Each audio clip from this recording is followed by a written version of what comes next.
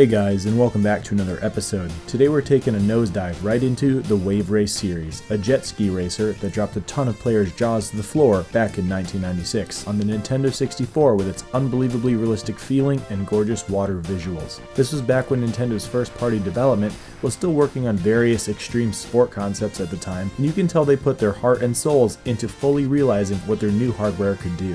Apparently, Wave Race was initially planned to be high-speed boating, nicknamed by the team F-Zero on water, until Miyamoto made the executive decision to replace the boats with jet skis, giving it more personality, making it stand out a lot more against the other racers, plus he felt that the jet skis would better showcase the realistic wave physics they were able to achieve. It may surprise some of you to know that this was the first racing title released on the Nintendo 64, and it was pulled off masterfully. 3, 2, 1. Top-notch control, show-stopping visuals, excellent sound effects, and an unbelievably inspired, charismatic soundtrack. Wave Race 64 was an instant classic that players and critics of the time could not praise highly enough for all that it accomplished.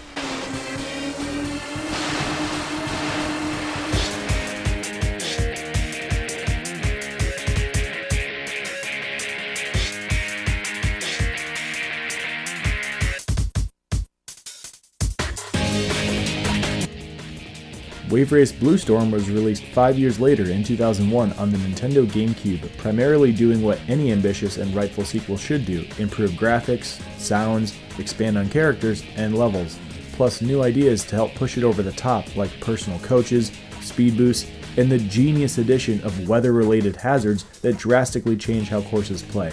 With different lighting, waves, and effects, talk about mind-blowing replay value.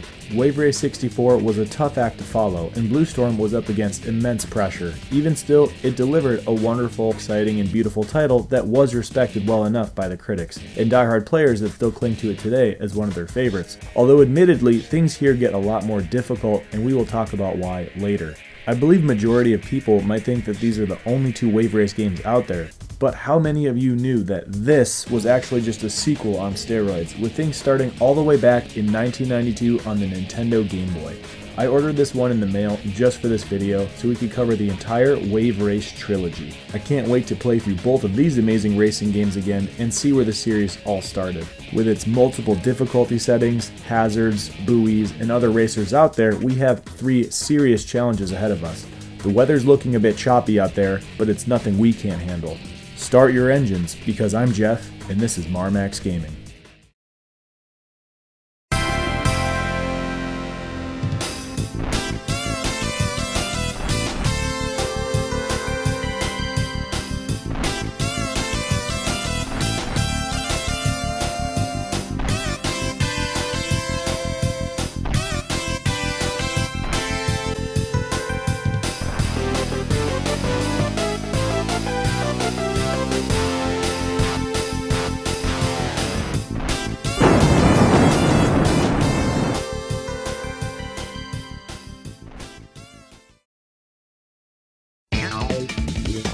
Let's tackle these games chronologically so we can show the progression of the series, and you can rest assured that a 92 Game Boy racing game isn't going to be that long of a playthrough, or so I thought.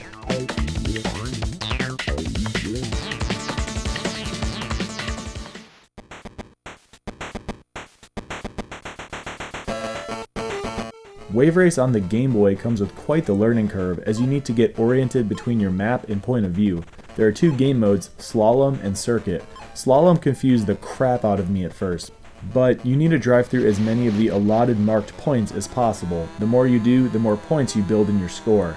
You may feel straight up lost for a while and kind of underwhelmed, but once you actually know what you're doing, it turns out you're up against a considerable and worthwhile challenge that actually does keep you entertained for surprisingly long periods of time. I tried Slalom and came up short at the end multiple times in a row. Talk about sad. Just look at how bummed your character is.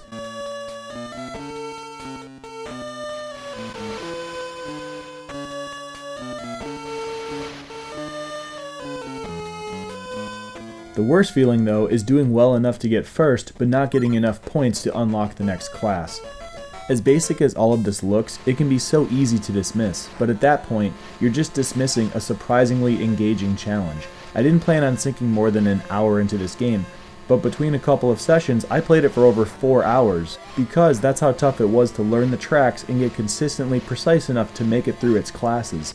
You might think with laps that can be as short as 15 seconds and don't often go much beyond the mid-20s, getting it down might be pretty easy, but it's not at all. Although it's very limited compared to where the series ended up just 4 years later, the handling on the Game Boy does get the jet ski feeling across, and it's surprisingly addictive since it does take so much skill to win in this game. The top positions are often super competitive and tight together, making every turn and maneuver actually consequential for where you end up.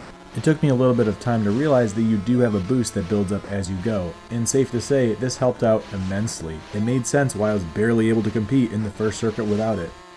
Although there is evidently rubber banding going on here that I was able to witness firsthand before and after learning how to boost. I will say there are some parts of the track that the boost can't help you at all, like course number 4 in Rio for example.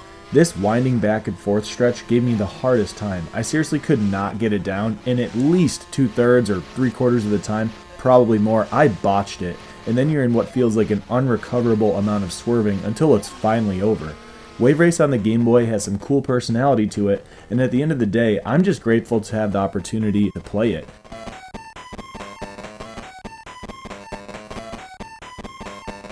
It packs a type of punch that I'm sure kept kids trying to beat it for years. It really is that precise and tight of a game if you want to get your character out of the crowd to seeing yourself on top of the podium. It's actually amazing that they even included multiplayer in this game for the link cables, and I bet that's actually a lot of fun. I found myself respecting and appreciating the game way more after just giving myself the 15 minutes or so of practice it took to make things competitive, even on the lowest difficulty, which hasn't really happened to me with any other racer that I can think of, but it was worth it. It's easy to get your hands on this one too. The supply goes unnoticed, it's cheap, and if you're a big fan of the series or the Game Boy, I highly recommend giving this one a try.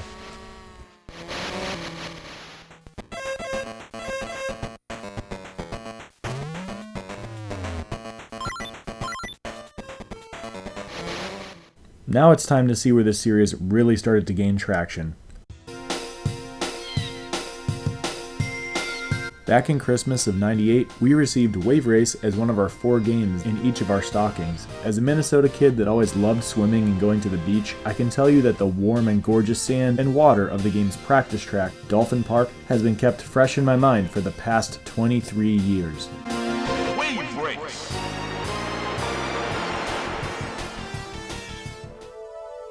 Welcome to Dolphin Park. Wave Race was the type of early 3D that felt like you had so much freedom compared to anything else you've ever played before it. Whether you were just putting around exploring your surroundings, trying to keep up with that dolphin at the park, pulling off sick stunts, or crashing your driver on purpose.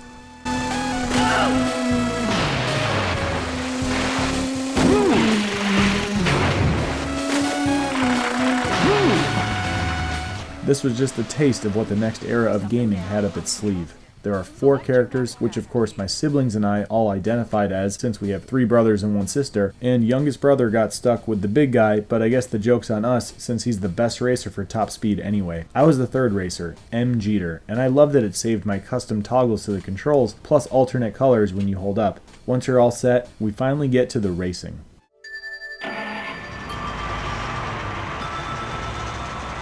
Welcome to Sunny Beach. Wave Race starts things out very simple for players to get used to the controls at Sunny Beach. You have to admire the arcade-like atmosphere and the anticipation before each and every race. 3, 2, 1. It really does sound and feel like you're out there in the water, with an enthusiastic announcer standing anxiously nearby. Depending on timing of your start, you can fill up your max power meter in the corner.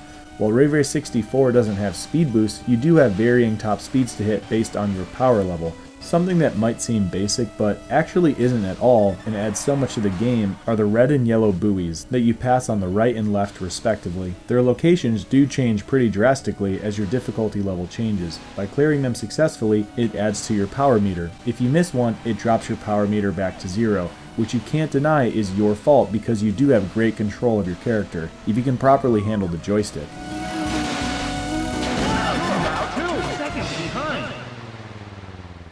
Wave Race makes it clear that it's the full experience. The sounds, music, and action should indicate to you immediately that you're dealing with a finished product, something that was made with love, through and through.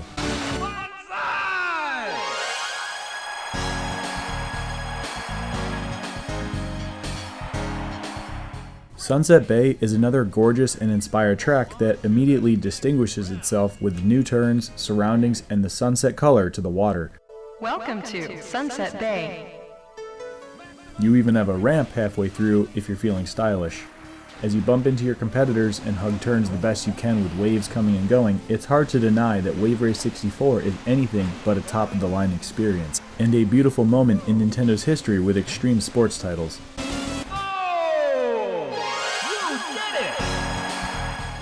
An interesting part of Wave Race is recognizing opportunities based on your limit of missing 5 buoys, and this course is a great example. If you are successfully navigating and give yourself the leeway, you can easily save quite a bit of time or snag back first at the last second by hanging this last turn outside of the course and ignoring the buoy, going straight for the finish line.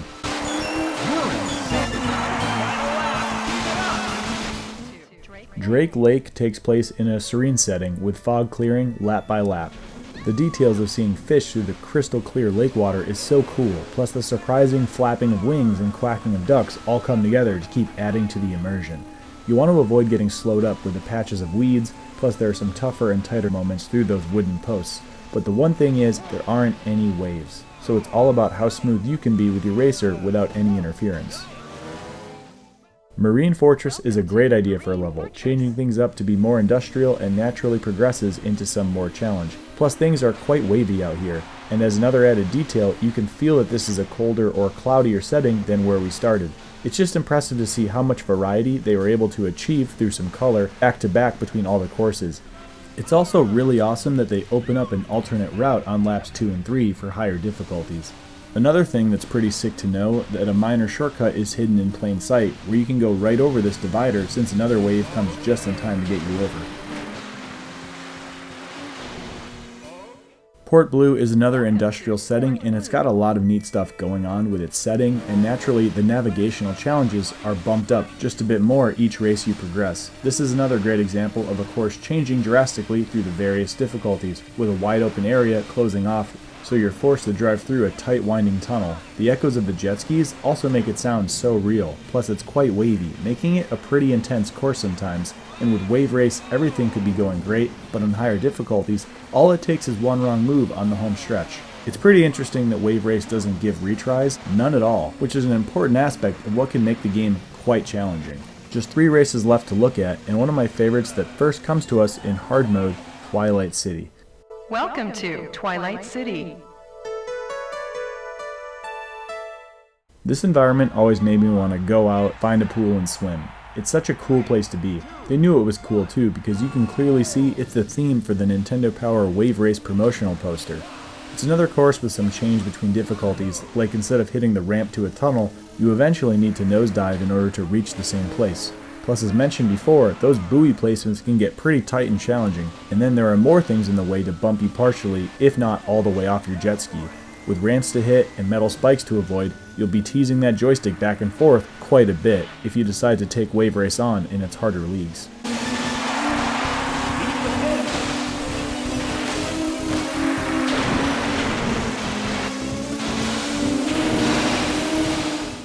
On Expert is when we get to experience Glacier Coast for the first time, and it makes sense a course like this becomes available later, with all of its ice chunks in the way, problematic turns, and some tight squeezes between its walls. I love that they decided to go for this. It's a real contrast to the other courses, and it's just so impressive how much each of these different tracks stand out on their own merit, without ever blending together or feeling the same, even a little bit. No matter the difficulty level, from normal to reverse, the last race is always Southern Island. This course even made its way to the sequel, which we will see soon enough. Southern Island has a few unique and awesome things going for it. One you'll probably notice is that there's a killer whale out there.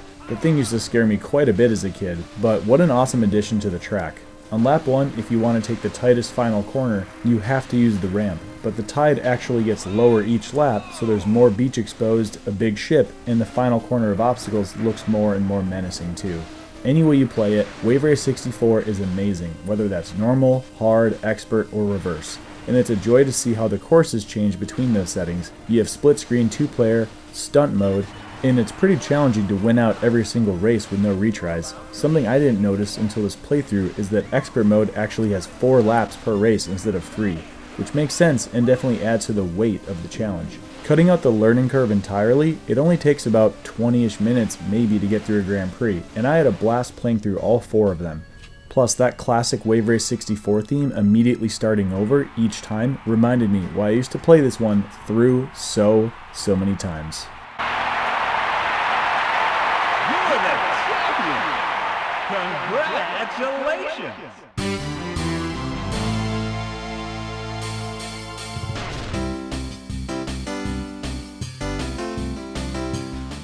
Moving on to the last game we'll be talking about today, Wave Race Blue Storm. That intro song and incredible looking water is really memorable. From first impression alone, I wasn't sure what to think of that logo. It kind of separates itself a bit too much from its prequel in my opinion, and I think they would have benefited from more of an awesome action shot like that on the front of the N64. I played this game a bit in the mid-2000s, got it used from a GameStop and took a while getting around to it, but when I finally did, I was in for a lot of surprises. It has a different, edgier feel on the newer console. One of the first things I'd want to criticize is that they don't lead off with action like the N64 did, more focused on being cool. Except if you wait 50 seconds, you finally get a look at the game, and to me, it immediately feels pretty arcade-like.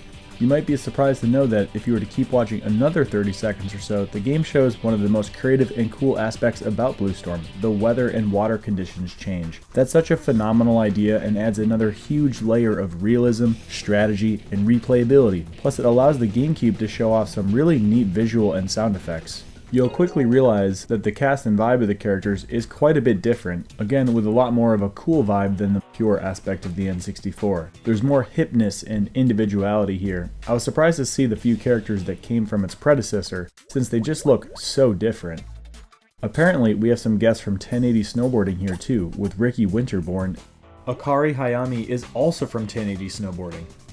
And apparently the character I just always saw as some girl in Wave Race 64 is also in this one. Despite looking way different, I just end up going with the most balanced character, Ryota. He's the most ordinary looking, if that makes sense, so I don't mind how he looks. Plus, you may be surprised to know that instead of a consistent announcer, each character has their own coach that talks to you during the circuit, and I remember being a bit annoyed by the others. There's a neat page of info giving you a look at the course and projected weather. On lower difficulties, the weather tends to be more mild, but as you go higher up, things can get crazy. Things start off with a different vibe with the Lost Temple Lagoon.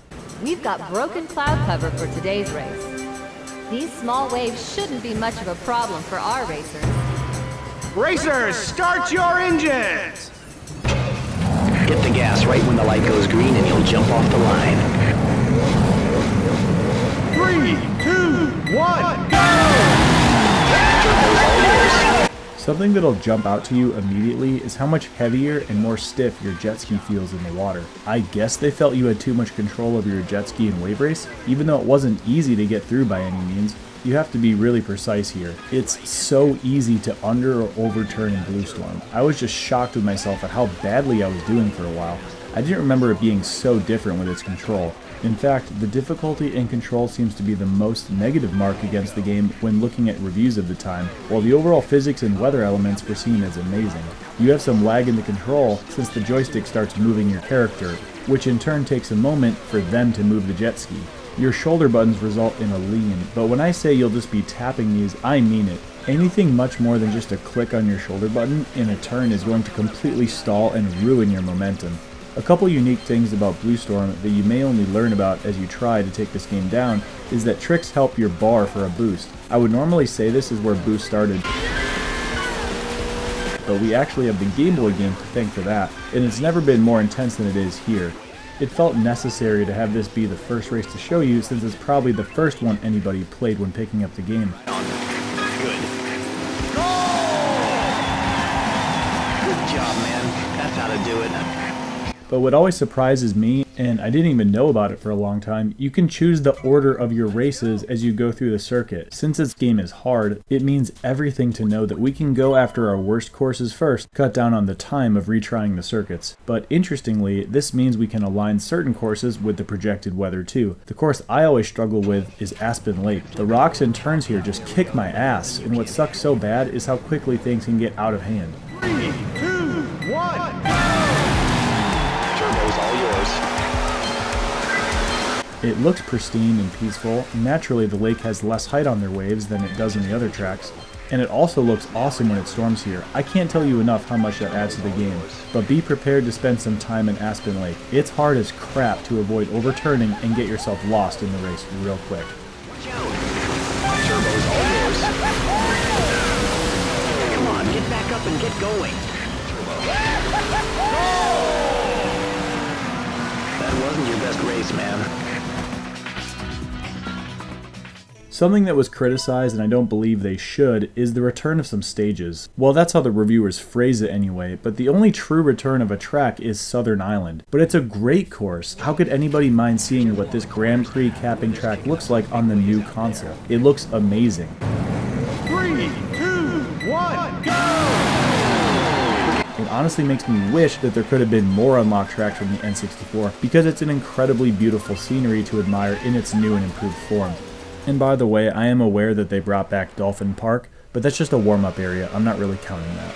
The only thing that'll possibly annoy you here is how different it feels to race on a track that you recognize. It's way tougher to avoid the boards and posts than before.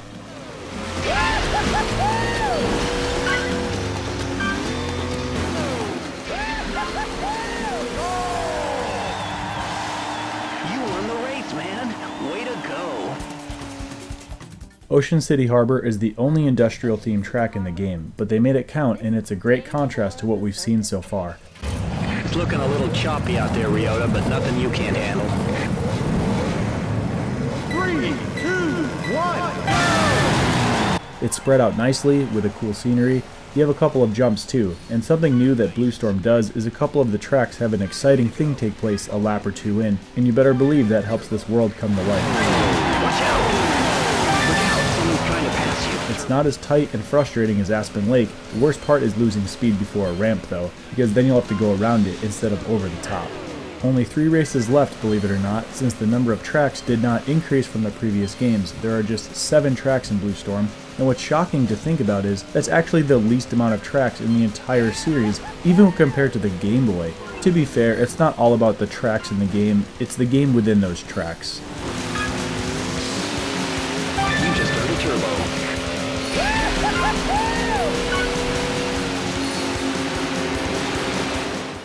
Arctic Bay is another large spanning track, some pretty visuals, unique ice hazards, and I really like how your announcer reacts to those moments. On normal, this is the last track to the circuit, and it's where the award ceremony is held too. Can't be that comfortable of a place to gather for an award, but anyway, now we're on to hard mode. In first place, Ryota Hayami.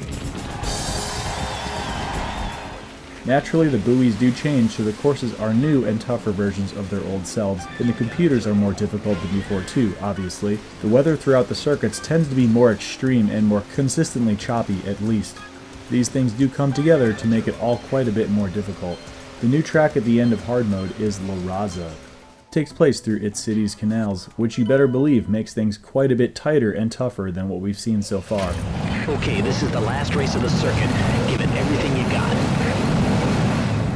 3, 2, 1, go! I found myself tapping the gas through some of it just to attempt at keeping better control.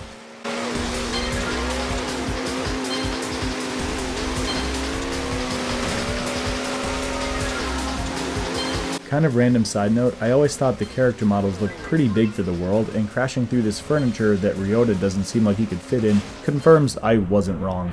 Expert mode of Wave Race Blue Storm is no laughing matter. It will probably shock you too to realize they didn't bother with a reverse mode. The buoys are tighter, the computers are a nuisance, so you have to be prepared to put in the time and effort if you want to even see the last track. It's so tough that for anybody less than a perfect diehard Blue Storm player, mistakes are bound to happen, and it's so hard to recover in time to get back for any worthwhile position. but after multiple attempts and remembering only once I got to expert mode that I could switch up the order to get through Aspen Lake first, we fought hard to get here and it took a lot of effort. Way to go! You made it to the final race of the circuit. Not to mention plenty of retries. Let's go toe-to-toe with the final track in the game, Strongwater Keep. Welcome to Strongwater Keep. Well, this is it. The final race. Give it your best shot. 3, 2, 1, go! Now this is a surprising last level with tight corridors, racing around a castle and its moat. Some really tough moments in this one.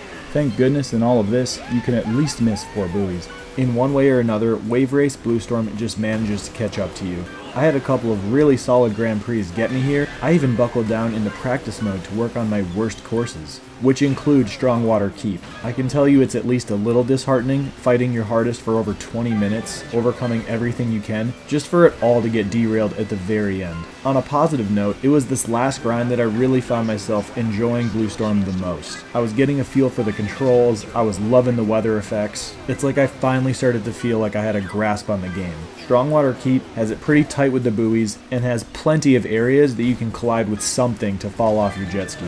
Biggest strategy was to lead by as many points as I possibly could before getting here.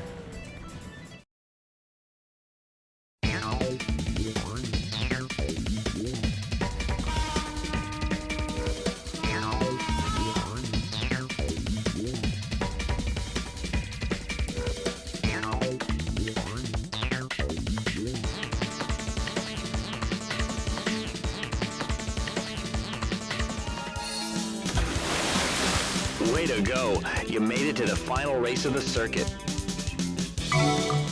On laps 2 and 3, the gate to the castle actually opens, and you can go in there, but you better be careful, because if you don't know what you're going up against, you're going to get smacked off your jet ski or get hung up on something. And getting stuck behind a wall for a few seconds, that's just about all it takes for your chances of winning to be completely obliterated.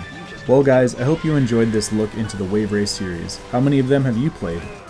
I hope this video reaches some fans of the series, and it felt great to get back on the jet ski and feel those wave physics, because they're outstanding.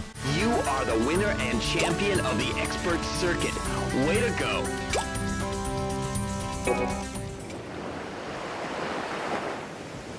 Thanks for watching everybody, I appreciate your likes and comments. I look forward to seeing you for the next 8-bit review, and I hope you have a great rest of your day. Presenting the champions of the expert circuit. In 3rd place, Rob Haywood. In 2nd place, Akari Hayami. In 1st place, Ryota Hayami. Congratulations, champion!